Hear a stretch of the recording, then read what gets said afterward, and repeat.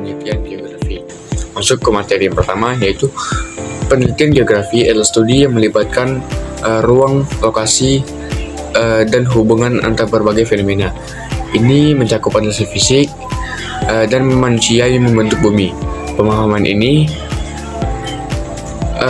membantu kita dalam perencanaan dan pengelolaan sumber daya. Materi yang kedua, dalam penelitian geografi, metode dan analisis yang tepat sangat penting. Penelitian ini bertujuan untuk memahami interaksi antara manusia dan lingkungan. Dengan pendekatan yang komprehensif, kita dapat mengeksplorasi fenomena geografi yang kompleks. Penelitian dengan mencari suatu gejala yang sedang terjadi.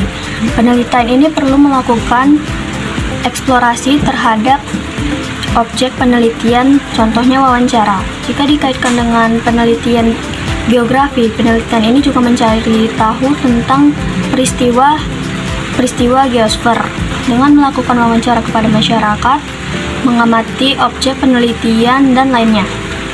Penelitian deskriptif mengkaji bagaimana sebuah peristiwa terjadi. Penelitian ini mencari tahu proses terjadinya sebuah peristiwa secara rinci dan akurat. Dalam penelitian ini umumnya menggunakan variabel yang berkaitan dengan objek penelitian. Penelitian deskriptif pada ilmu geografi berisi penjelasan proses terjadinya peristiwa geosfer. Selain itu juga menjelaskan penyebab peristiwa geosfer terjadi. Penelitian eksplanatif menjelaskan hal-hal di balik fenomena, di balik suatu yang terjadi, sehingga mengetahui alasan-alasan mengapa fenomena itu terjadi. Jenis penelitian eksplanatif. Penelitian eksplanatif bertujuan untuk menjelaskan hubungan sebab akibat antara variabel dalam sebuah fenomena. Contoh penelitian eksplanatif, contohnya ada pengaruh pendidikan terhadap pendapat, efek olahraga terhadap kesehatan mental, hubungan antara kepuasan kerja dan produktivitas karyawan. Penelitian eksplanatif ini sering menggunakan metode kuantitatif seperti survei atau eksperimen untuk mengidentifikasi dan mengukur hubungan sebab akibat. Ciri-ciri penelitian eksplanatif. Ciri-cirinya ada menjelaskan hubungan sebab akibat, desain penelitian terstruktur, analisis data mendalam. Ciri-ciri ini membantu dalam memahami dan menguraikan bagaimana variabel-variabel berinteraksi dalam fenomena yang sedang diteliti. Sekian dari saya, terima kasih. Pengertian fenomena geosfer. Fenomena geosfer adalah gejala atau peristiwa alam yang berkaitan dengan unsur-unsur geosfer, yaitu atmosfer, litosfer, biosfer, manusia, dan hidrosfer. Contoh fenomena geosfer dalam kehidupan sehari-hari dapat dipelajari bersama dengan ilmu geografi. Karena geografi sendiri merupakan ilmu yang mempelajari fenomena geosfer atau fenomena geosfer berdasarkan faktor-faktor unsur geosfer. Pada kesempatan kali ini kita akan membahas contoh fenomena geosfer dalam kehidupan sehari-hari. Contoh fenomena geosfer. Mempelajari pentingnya geosfer sangat penting untuk berinteraksi dengan wilayah lain. Misalnya, dalam hal ini perkembangan atmosfer modern merupakan hasil kombinasi proses geologis, letusan gunung berapi, pelapukan batuan, oksida besi, dan proses biologis seperti fotosintesis. Sumber utama karbon dioksida yang dapat menyebabkan pemanasan global adalah bahan bakar fosil yang diambil dari litosfer, yang merupakan salah satu lapisan geosfer dan digunakan untuk menghasilkan energi. Hutan hujan tropis di pegunungan Mugaja, Sumatera Utara. Kekeringan akibat hilangnya sumber mata air dan lahan bekas sawit Sumatera Utara. Penjelasan yang pertama menggambarkan hutan alami yang belum diubah oleh manusia. Lalu foto kedua menggambarkan hutan yang telah diubah oleh manusia untuk keperluan berkebun, menambang atau permukiman, semua kegiatan alih fungsi lainnya yang dilakukan dilakukan manusia bertujuan untuk memenuhi kebutuhan manusia yang beragam. Materi pada bagian ini akan menjelaskan secara singkat fenomena geosfer yang menjadikan objek materi geografi seperti yang telah dijelaskan. Di sini saya akan menjelaskan tentang PPT saya, yaitu yang berjudul Laporan Penelitian Geografi, yang saya angkat temanya adalah perburuan liar terhadap hewan langka. Materi pertama yaitu sebagian besar negara di seluruh dunia telah membuat undang-undang untuk menghentikan atau membatasi perburuan spesies yang terancam punah. Sebuah perjanjian yang disebut Konvensi Perdagangan Internasional Spesies Fauna dan Flora Liar yang terancam punah atau CITES telah ditandatangani oleh sebagian besar negara. Meskipun banyak hewan dilindungi dari perburuan, hal itu tidak menghentikan sebagian orang untuk memburunya secara ilegal. Ini disebut perburuan liar. Perburuan liar terjadi di seluruh dunia karena pemburu liar bisa mendapatkan banyak uang dari hasil buruan ilegal mereka. Mereka menjual tanduk, gading, bagian tubuh, dan kulit hewan yang dilindungi. Penyebab dari persoalan pemburuan hewan ini adalah seperti permintaan pasar internasional ataupun pasar gelap, keuntungan ekonomi seperti diperjualbelikan, dan kurangnya kesadaran masyarakat terhadap pemburuan ini. Selain itu, pemburuan liar juga berpengaruh terhadap ekosistem alam seperti di hutan dan laut. Salah satu pengaruhnya yaitu perburuan liar langsung mengurangi jumlah individu dalam populasi spesies tertentu, terutama spesies yang sudah langka atau terancam punah. Penurunan populasi ini dapat mengganggu struktur komunitas ekosistem. Risiko kepunahan jika perburuan liar tidak terkendali yaitu spesies yang itu bisa punah secara lokal ataupun bahkan global, yang mengakibatkan hilangnya biodiversitas ataupun keanekaragaman hayati. Adapun contoh-contoh hewan yang sering diburu adalah seperti gajah, badak, harimau, terenggiling.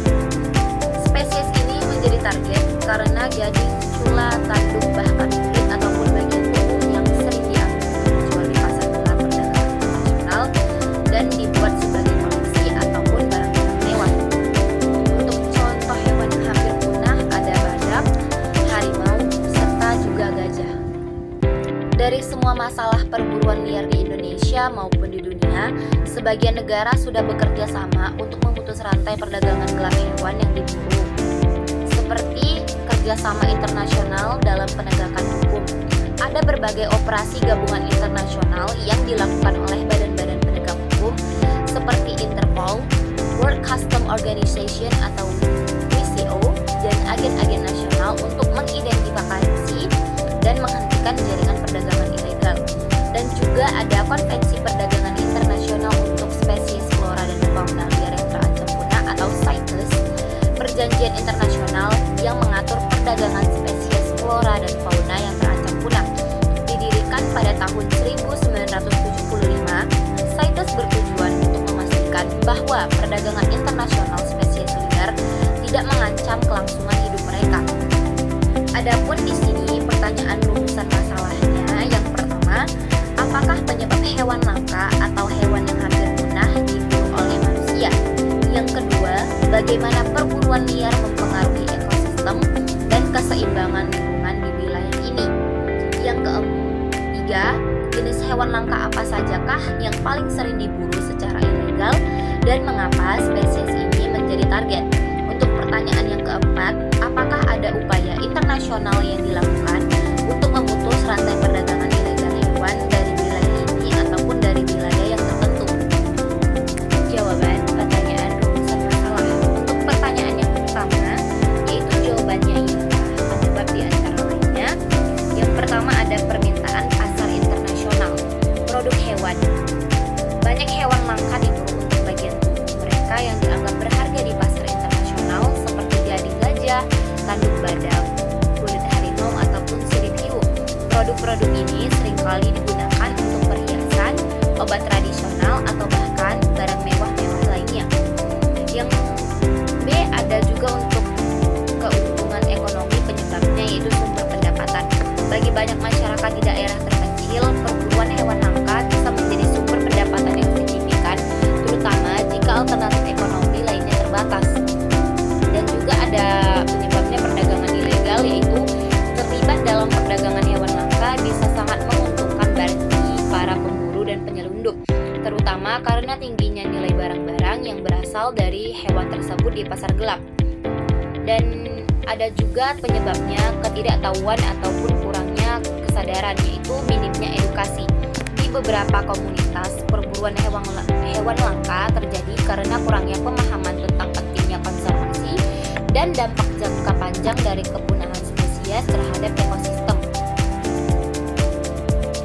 Untuk pertanyaan rumusan masalah kedua, yaitu yang mempengaruhi ke ekosistem langsung seperti penurunan populasi spesies. Dampak langsungnya yaitu perburuan liar langsung mengurangi jumlah individu dalam populasi spesies tertentu, terutama spesies yang sudah langka ataupun terancam punah. Penurunan populasi ini yang mengganggu struktur komunitas ekosistem, seperti risiko kepunahannya jika perburuan liar tidak terkendali. Spesies yang diburu bisa punah secara lokal ataupun bahkan global, yang bisa menyebabkan hilangnya biodiversitas. Dan juga ada gangguan rantai makanan. Seperti untuk predator dan mangsa, perburuan liar seringkali menargetkan spesies predator besar seperti serigala, harimau, bahkan singa. Ketika predator ini berkurang, populasi mangsa mereka seperti rusa dan juga kelinci dapat meningkat tanpa terkendali, yang dapat mengakibatkan kerusakan vegetasi karena overgrazing. Dan juga adanya ketidakseimbangan ekologis. Sebaliknya, jika spesies mangsa diburu secara berlebihan, predator yang bergantung pada mereka mungkin kekurangan makanan, yang bisa memicu penurunan populasi predator tersebut dan menciptakan ketidakseimbangan dalam ekosistem. Untuk jawaban rumusan pertanyaan masalah yang ketiga, yaitu adapun jenis hewannya adalah seperti gajah, badak, harimau, dan bahkan terenggiling. Spesies ini menjadi target karena gading, cula, tanduk, kulit, atau bahkan bagian tubuhnya diambil untuk dijual di pasar gelap. Perdagangan internasional itu bisa dibuat sebagai koleksi ataupun barang-barang mewah. Untuk pertanyaan rumusan masalah yang keempat, yaitu upaya internasional ataupun nasional adalah seperti membentuk kerjasama internasional dalam penegakan hukum, yaitu ada berbagai operasi gabungan internasional yang dilakukan oleh badan-badan penegak hukum seperti Interpol, World Customs Organization atau WCO, dan agen-agen nasional untuk mengidentifikasi dan menghentikan jaringan perdagangan ilegal. Dan juga sudah dibuat konvensi perdagangan internasional untuk spesies flora dan fauna liar yang terancam punah, ataupun CITES, yaitu perjanjian internasional yang mengatur perdagangan spesies flora dan fauna yang terancam punah, yang didirikan pada tahun 1975. CITES ini bertujuan untuk memastikan bahwa perdagangan internasional spesies liar tidak mengancam kelangsungan hidup mereka.